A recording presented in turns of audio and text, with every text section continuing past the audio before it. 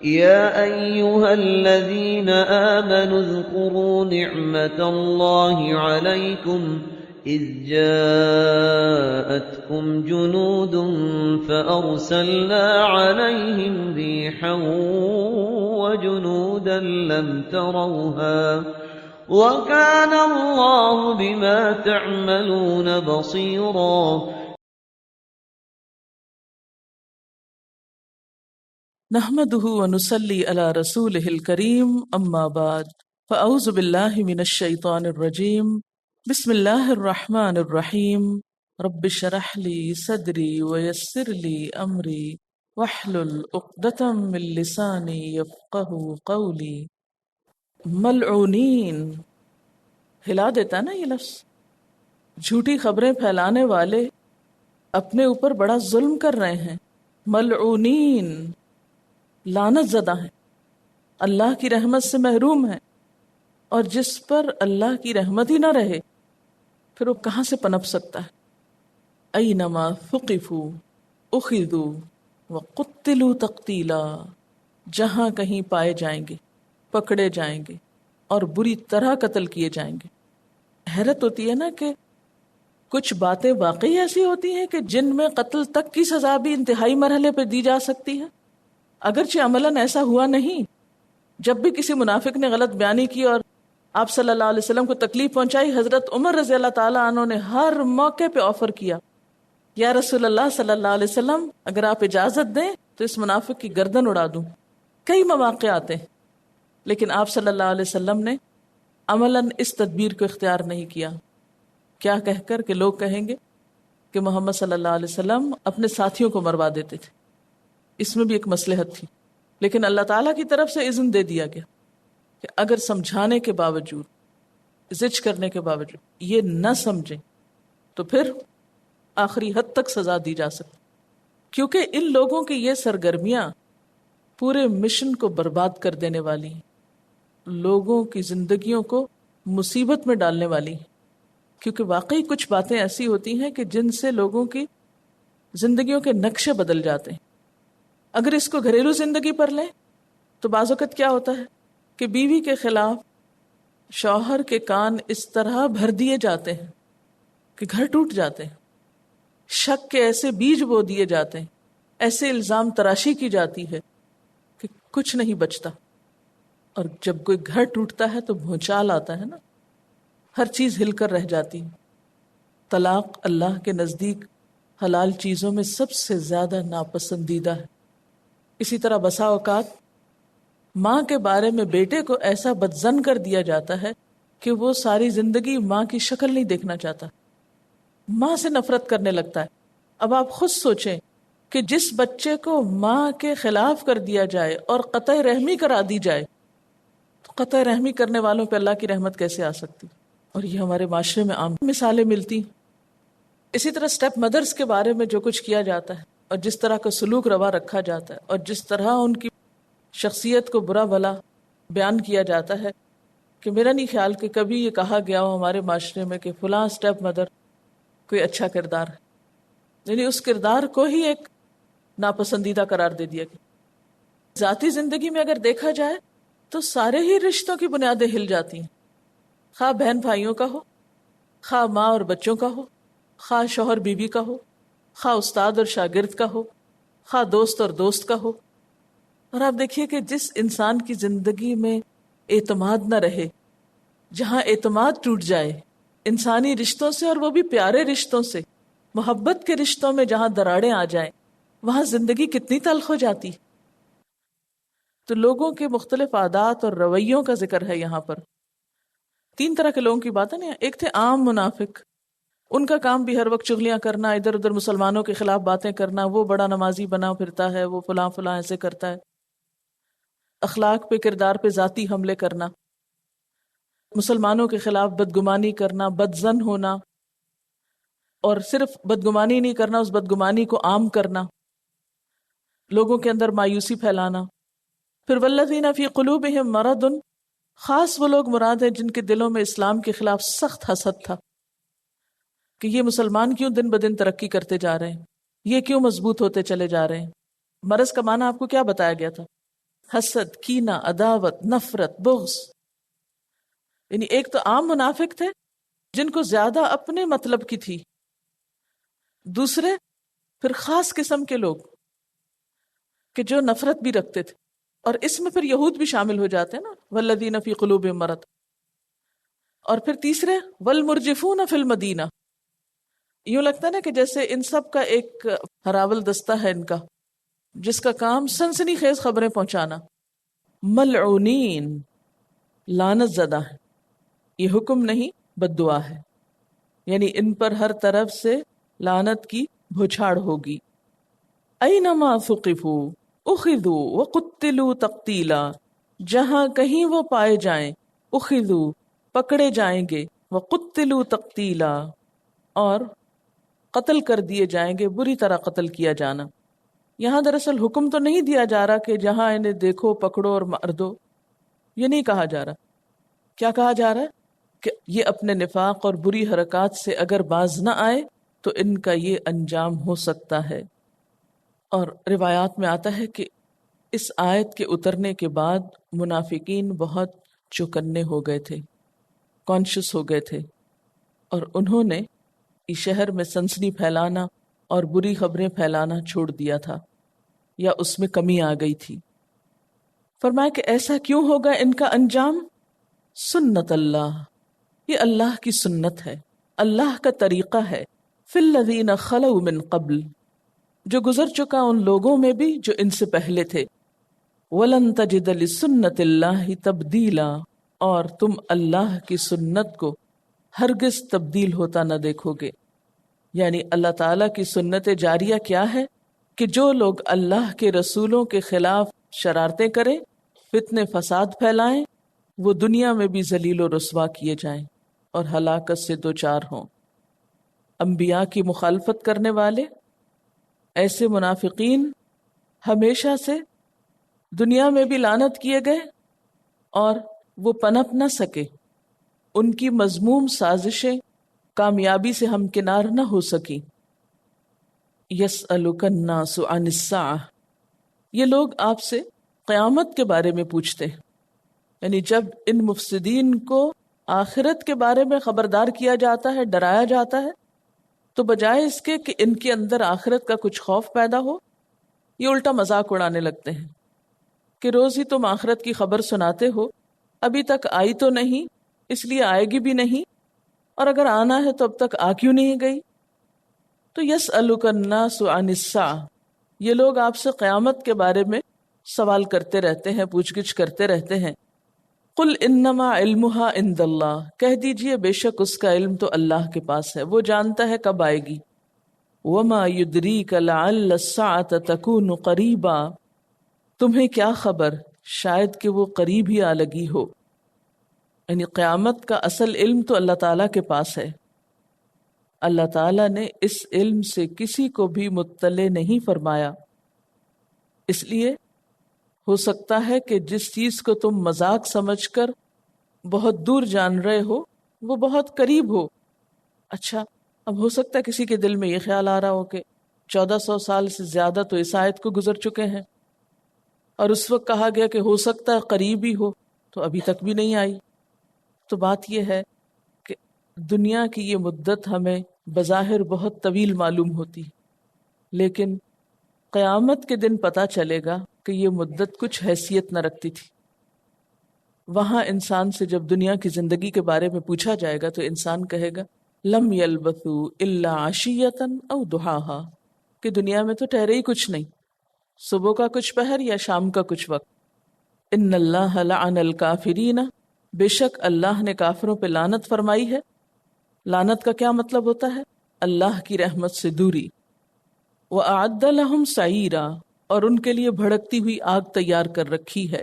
خالدین فیہا ابدا، ہمیشہ رہنے والے ہیں اس میں ہمیشہ ہمیشہ.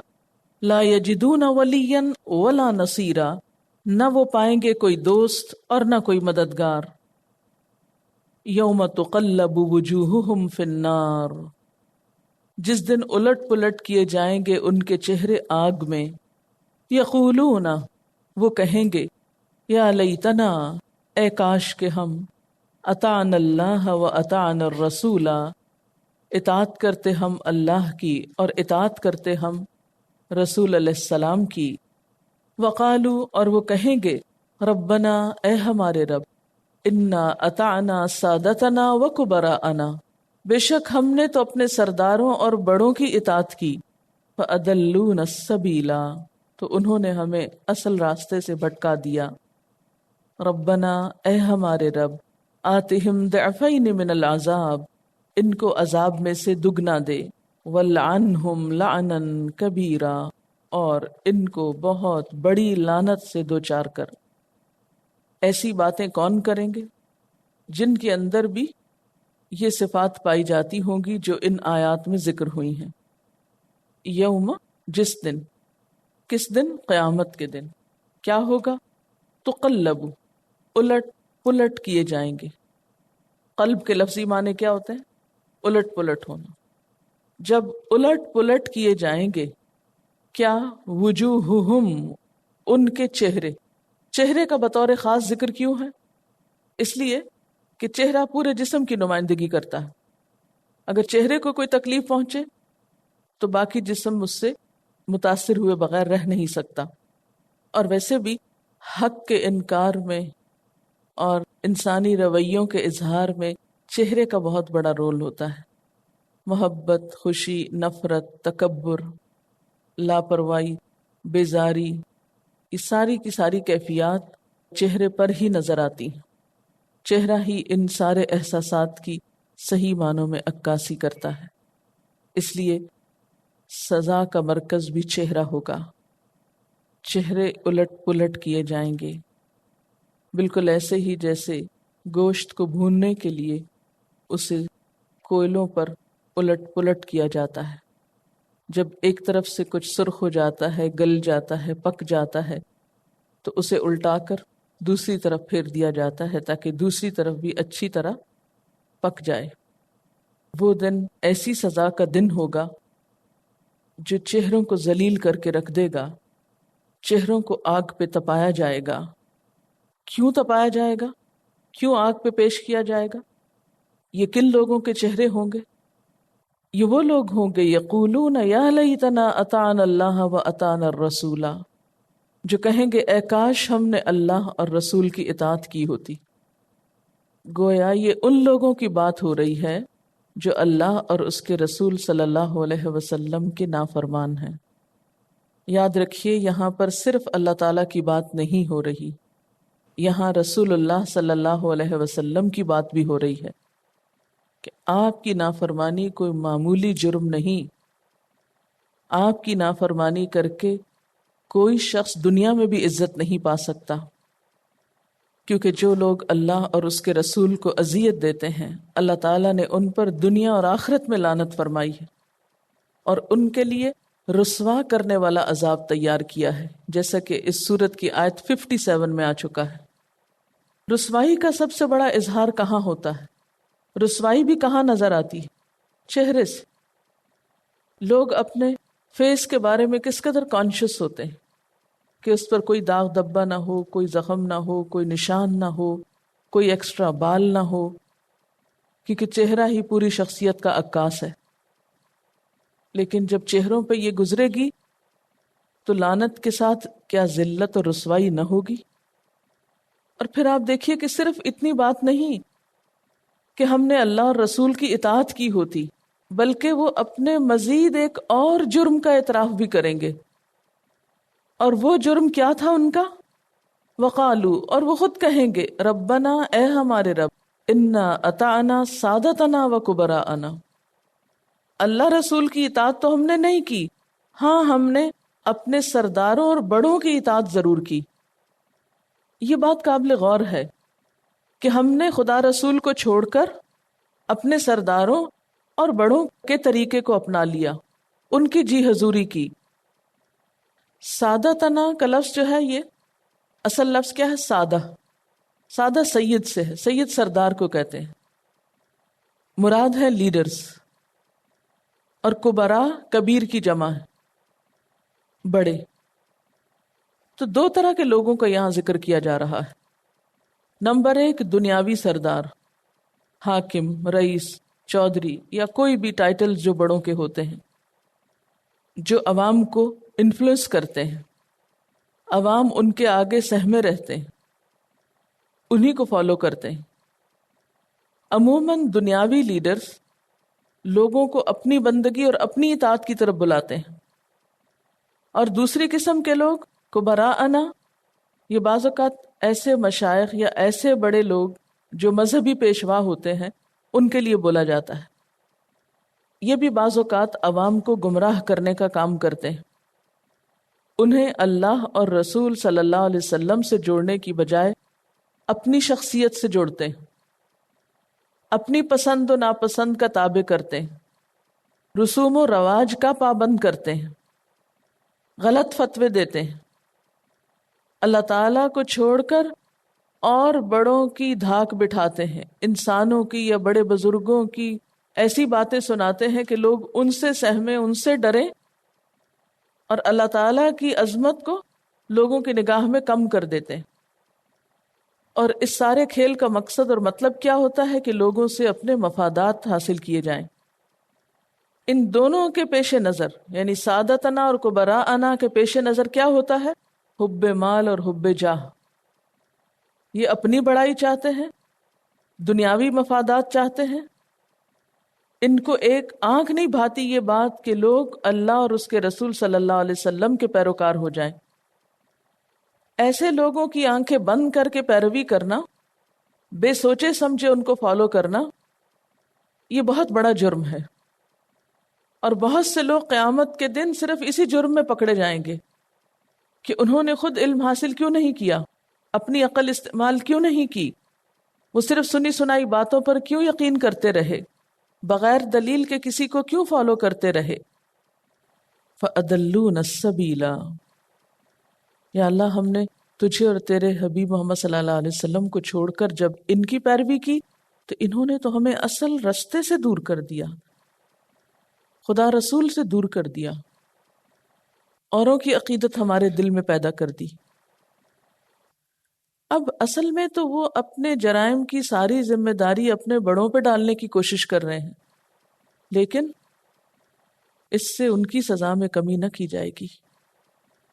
وہ کہیں گے ربنا آتہم ضعفین من العذاب ولعنہم لعنا کبیرا، اللہ ان کو عذاب میں سے دگنا دے اور ان پر بہت بڑی لعنت فرما۔ اب ان کا عذاب دگنا ہو بھی جائے، ان پہ بڑی لعنت ہو بھی جائے، لیکن کیا ان کو سزا ملنے کی وجہ سے فالوورز کی یا تابع داروں کی سزا میں کوئی کمی ہو جائے گی؟ نہیں، کیوں نہیں ہوگی؟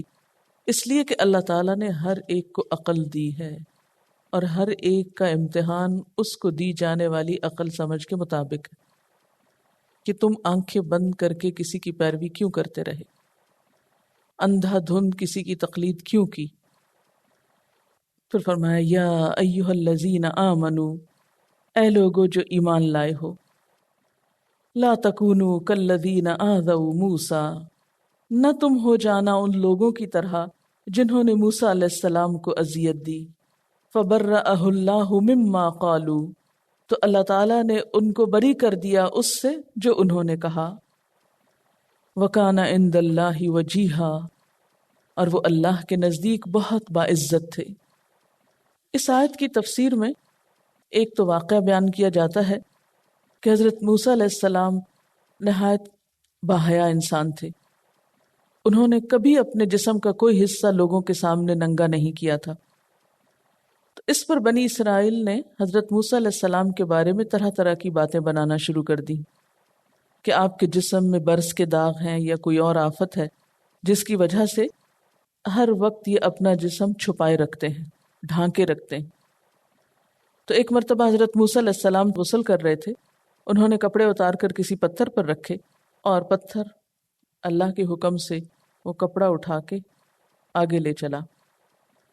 موسیٰ علیہ السلام اس کے پیچھے پیچھے گئے اور بنی اسرائیل کی ایک مجلس میں پہنچ گئے۔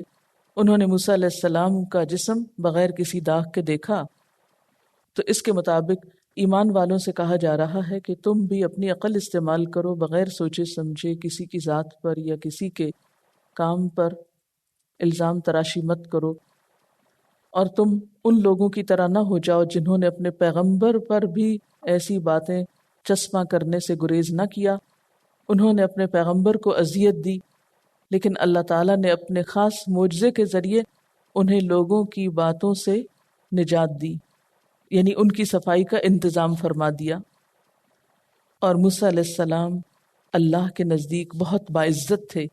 اس سے کیا پتہ چلتا ہے کہ باوجود اس کے کہ لوگوں نے آپ کے خلاف طرح طرح کے پروپیگنڈے کیے، لیکن اللہ تعالیٰ کی نگاہ میں موسیٰ علیہ السلام کی قدر و قیمت میں کوئی فرق نہ پڑا.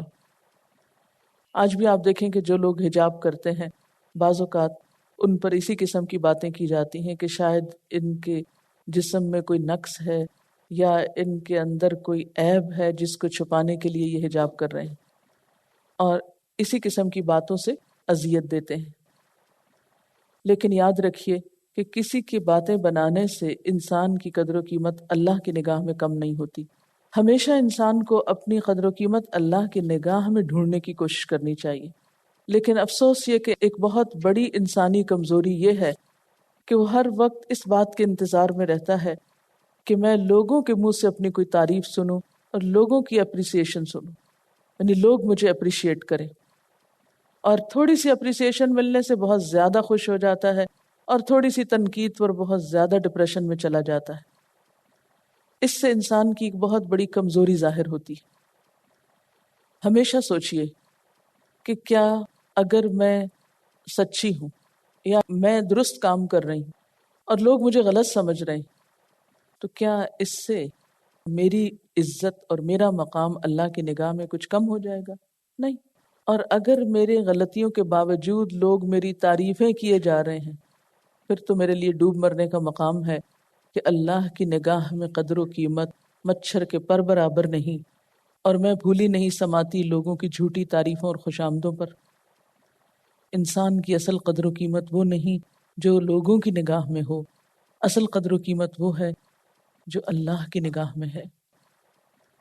تو اہل ایمان کو اس رویے سے پرہیز کرنے کے لیے کہا جا رہا ہے، کیونکہ پیچھے بھی کہا گیا نا کہ جو لوگ اللہ اور اس کے رسول کو اذیت دیتے ہیں. تو یہاں پر مثال دے کے بتا دیا گیا کہ کس طرح بنی اسرائیل موسیٰ علیہ السلام کو اذیت دیتے تھے.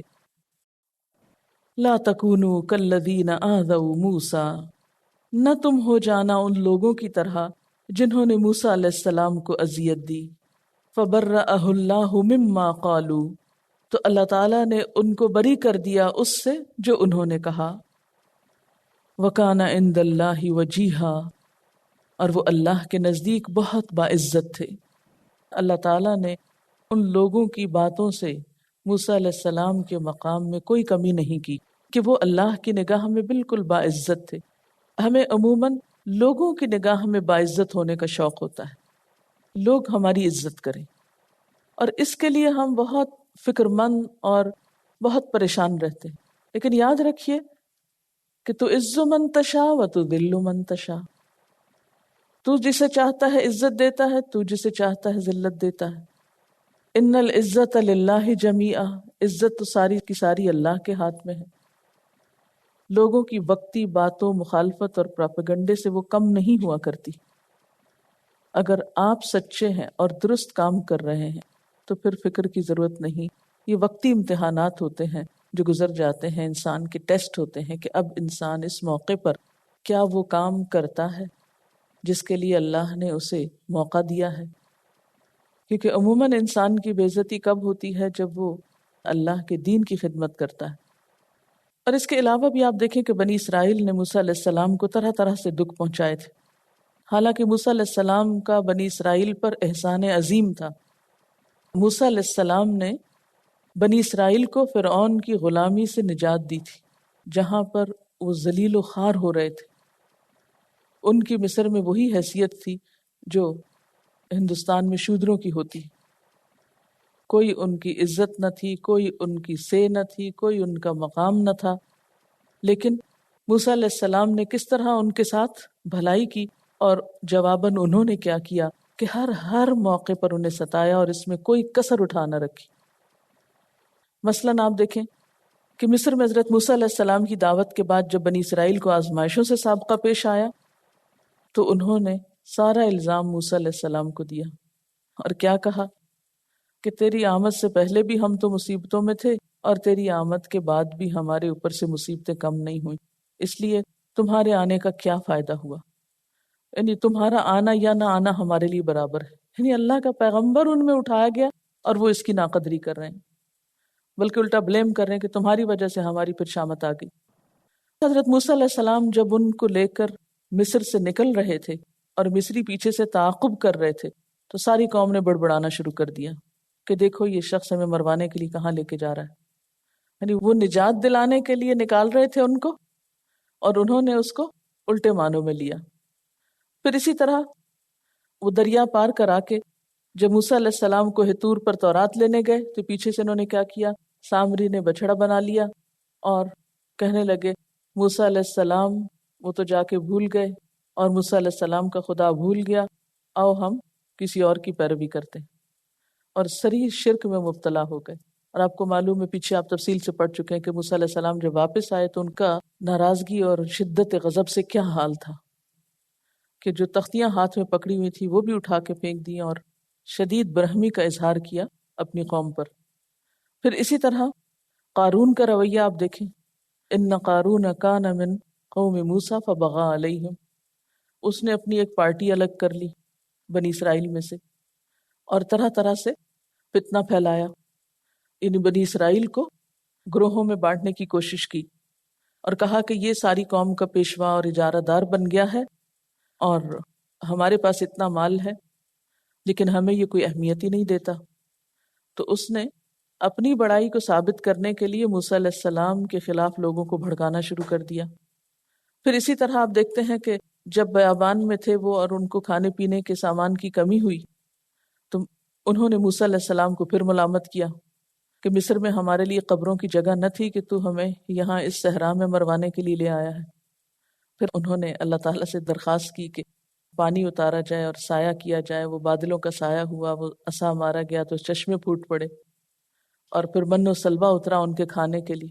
اس پر پھر وہ ناراض ہونے لگے کہ لو ساری زندگی من و سلوا ہی کھاتے رہیں، ہمیں تو کھانے پینے کے لیے دال ساگ سبزی چاہیے.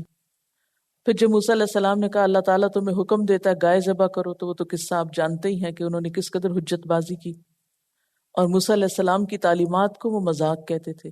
اتتخذنا ہزوا، تو یہ ساری باتیں اذیت کی باتیں تھیں. پھر اسی طرح جب موسیٰ علیہ السلام نے ان کو کہا کہ چلو فلسطین پہ حملہ کرتے ہیں اور اپنا وطن آزاد کراتے ہیں تو انہوں نے کہا اذهب انت وربک فقاتلا انا ہاہنا قاعدون، جاؤ تم اور تمہارا رب جا کے لڑو، ہم تو یہ یہاں بیٹھے، ہم تو نہیں جا سکتے.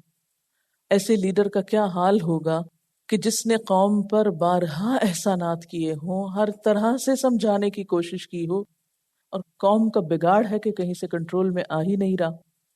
اور آج اگر دیکھا جائے تو ہم مسلمانوں کا حال بھی اس سے کچھ مختلف نہیں. کہتے ہیں نا کہ غلامی میں بدل جاتا ہے قوموں کا ضمیر. بنی اسرائیل ایک لمبے عرصے تک غلامی کی زندگی بسر کرتے رہے، اس کی وجہ سے ان کے اندر اتنا فساد، اتنا بگاڑ، اتنا اخلاقی زوال آ چکا تھا کہ کسی پر ان کا اعتماد تھا ہی نہیں. اپنی خیرخواہی کرنے والے کے بھی وہ دشمن بن گئے تھے اور ہر طرح کے طریقوں سے وہ موسیٰ علیہ السلام کو اذیت دیتے تھے. تو اہل ایمان کو سمجھایا جا رہا ہے کہ یا ایھا الذین آمنوا لا تکونوا کالذین آذوا موسیٰ، تم اپنے نبی کے ساتھ یہ سلوک نہ کرنا جو بنی اسرائیل نے موسیٰ علیہ السلام کے ساتھ کیا. انہوں نے اپنے پیغمبر کو بہت اذیتیں دی، طرح طرح سے ستایا. فبرأہ اللہ مما قالوا، تو ان کی باتوں سے اللہ تعالیٰ نے ان کی برات کر دی. وکان عند اللہ وجیہا، اور وہ اللہ کے ہاں بہت عزت والے تھے. اور وجیح کا لفظ پیچھے بھی آپ پڑھ چکے ہیں نا کہ ایسا آبرو والا اور باروب انسان جس کے متعلق لوگوں کو اگر کوئی اعتراض ہو بھی تو منہ پہ نہ کہہ سکیں اور ادھر ادھر باتیں کرتے پھریں. عیسیٰ علیہ السلام کے لیے بھی یہ لفظ استعمال ہوا ہے، وجیہن فی الدنیا والآخرہ. اب دیکھیے کہ مخلص مسلمانوں سے تو یہ بات سوچی بھی نہیں جا سکتی تھی، تصور بھی نہیں کیا جا سکتا تھا کہ وہ اللہ کے رسول صلی اللہ علیہ وسلم کو کوئی اذیت دیں گے. لیکن سمجھانا منافقین کو مقصود ہے کہ تم اللہ کے رسول صلی اللہ علیہ وسلم کو اذیتیں نہ دو، ان کو تکلیف نہ دو. یہ طرح طرح کے پروپیگنڈے کر کے اور ہیجان خیز خبریں سنا کے اور مسلمانوں کو خوف زدہ کر کے، اور ہر وقت شہر میں ایک بے چینی پیدا کر کے، ہر وقت لوگوں کے دلوں میں ایک بدگمانی پیدا کر کے اور باہم لڑانے کی سازشیں کر کے تم اپنے رہنما کو کیوں دکھ پہنچاتے ہو؟ اس سے باز آ جاؤ۔ وآخر دعوانا ان الحمد للہ رب العالمین۔ سبحانک اللہم وبحمدک، نشہد ان لا الہ الا انت، نستغفرک ونتوب الیک۔ السلام علیکم ورحمۃ اللہ وبرکاتہ۔